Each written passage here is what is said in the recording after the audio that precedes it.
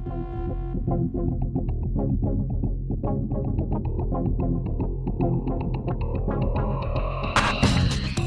StanFest, we're heading into our 27th year. I've been a longtime fan of the festival. I've been a volunteer for the festival for over a decade. And it's one of those weekends each and every year that my husband and I, we try to protect with all that we've got to ensure that nothing else is happening, that we can make our way to Canso, Nova Scotia for a weekend of music, of camaraderie, of just incredible experiences and connection. Cases, entertainers, all throughout Cape Breton, all throughout mainland Nova Scotia, throughout the Maritimes, and it is an international festival, so we bring folks in from all over the world. This year is certainly no different. If you happen to stumble upon the StanFest social media Facebook page or what have you, you may have noticed that we just released an announcement, a new artistic director who has connections to Port Hawkesbury. That's where he's from, and his name is Steve McIntyre. And Steve, I know, has been on East Coast Hour. He's wonderful musician, and he has just done a fabulous job stepping into the role of artistic director. Alongside him is Troy Greencorn, who has been the face of the festival for its entirety. He would be what I would consider the executive director for the organization. And so he's sort of mentoring and working alongside Steve as he's getting acquainted into his new role. And then we have Wando Hanley, who anybody who deals with the festival in any capacity is more than familiar with Wanda as well. And we've got Isabel and over 650 volunteers every single year. It is the largest outdoor gathering outside of urban areas in the province, where we see over 10,000 people travel to Canso, Nova Scotia for a weekend that it's just unbelievable. So I'm really excited. So if you're coming for the weekend, music starts on Friday night. People typically roll in on Friday. Sometimes they roll in on Thursday, even the Wednesday before the festival as they get settled in. So we kick off on Friday night. Typically there's a headliner, and we'll get into that in just a minute. And then the music starts, and it does not stop all weekend long. So Friday night is the kickoff, and then we head into Saturday, where there's daytime workshops. There's 5 stages that run concurrently throughout the day. And then at 6 o'clock at night, all of the other stages shut down and everybody is directed to the main stage. We have a booklet that lays out the schedules all weekend long for every stage, broken out by hour and theme and you name it. And so what I would recommend to someone who is new to the festival is come in, grab your booklet, sit down, and just really go through and mark the shows off that you can't miss. And then leave some time in your schedule for that discovery phase, because it truly is incredible. Aside from that, you meet people there that it becomes a family. It's a big community, and you can't wait to go back year after year. There's jamming that happens all weekend long. You meet musicians, both professionally and folks who might not bring the guitar out outside of the kitchen, but they do at StanFest, because it's that level of comfort. It is truly, truly incredible. So I will preface this by saying that not everyone has been announced just yet. We're kind of trickling out some news as we move through time, as we're getting closer and closer to the festival. But a couple of headliners that we can talk about is Jim Cuddy. I'm delighted. I'm so excited to have Jim with us this year. You'll be able to see him on the Friday night. We've got Rankin and the Broken Reeds, which is Rankin McGinnis and a group of amazing, incredible musicians. Rankin is somebody who just seems to be everywhere doing everything. You may have heard of Blueberry Jam or Rankin's Winter Warmers.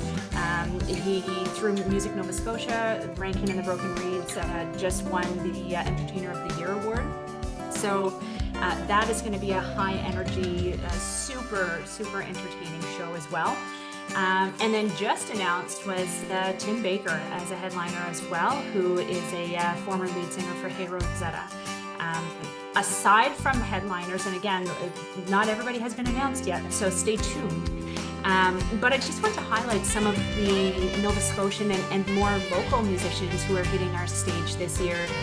Like I said before, we always try to strike a balance of bringing in the local musicians who are doing incredible things and kind of pairing them with folks who may be out of the province or even out of the country, because, you know, as entertaining as it is from an audience viewpoint, it's a real opportunity for musicians to network and connect and collaborate throughout the weekend. So we really try to be mindful of that. And so I want to highlight, we've got Willie Stratton, who is a Halifax-based singer-songwriter. It's super dynamic, has worked with the likes of Carlton Stone and Ashley McIsaac. That's going to be awesome. We have Shiretown, who is Guysborough-based. They're a husband and wife duo, Jess and Greg Favreau, who are fabulous musicians and even better people. Like, they're just incredible. Really excited to have them back to the stage. They've been to StanFest before, but it's been a little bit. So having them join us over the weekend again is going to be great. Emma Stevens is a young Indigenous artist from Eskasoni who is completely inspiring.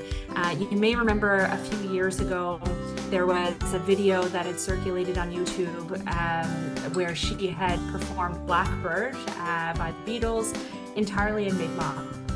And that alone, that kind of went viral, and it led to an opportunity where she was actually able to meet Paul McCartney and have a one-on-one chat with him. So really excited to have her join us as well throughout the weekend.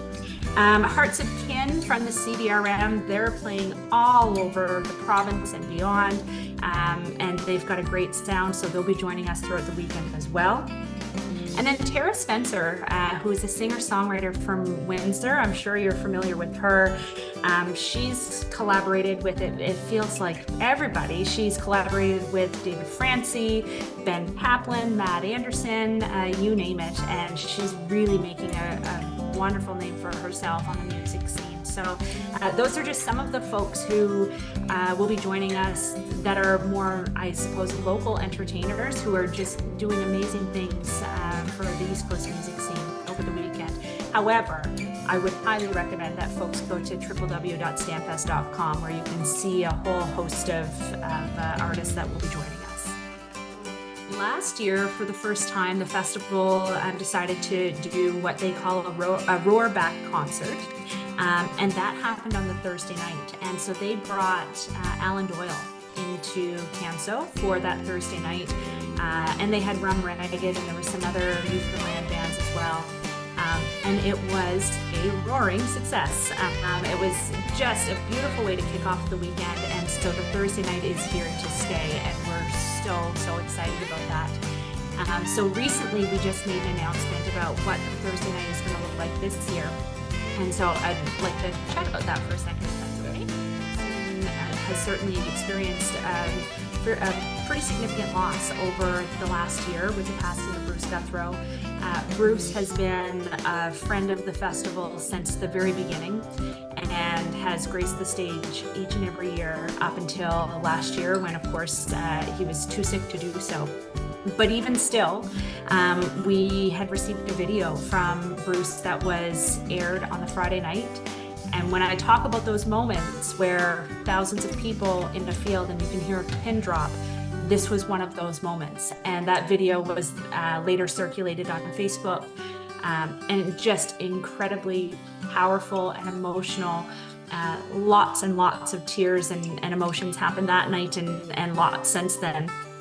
So of course, with the loss of Bruce, it only felt right and fitting to provide some way to kind of show our thanks to Bruce and what he has done for the festival over the years. And there's nothing that StanFest could do to really express their gratitude. But what we thought we could do is at least provide a night that was dedicated to him and provide a tribute.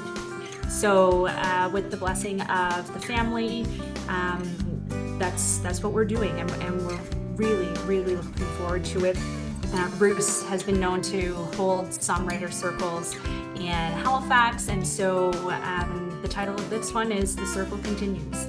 And a lot of Bruce's friends are going to be joining him, joining the stage that night to pay tribute to someone who has impacted the East Coast music scene and really the global music scene in such a huge way. And it's going to be phenomenal. We've got folks like Dave Gunning, who of course has been a festival friend since day one as well, same as JP Cormier. We have Irish Mithin joining us. We have Jody and Dylan Guthrow, who are going to be joining us as well. Kim Dunn, Lenny Gallant, Lucy McNeil from the Bear McNeils. We've got Matt Anderson in the mix, Men of the Deeps, and the list goes on. So it really is going to be such a powerful, powerful night. Of course, I encourage anybody to join us for the entire weekend. But if that's not possible, I would highly recommend that you at least come out on the Thursday night to pay tribute to Bruce Guthrow and really see what the StanFest family is all about. Certainly the weather, it's an outdoor festival, and the team has done an exceptional job of having plan A, B, C, right down to Z to ensure that the festival goes on.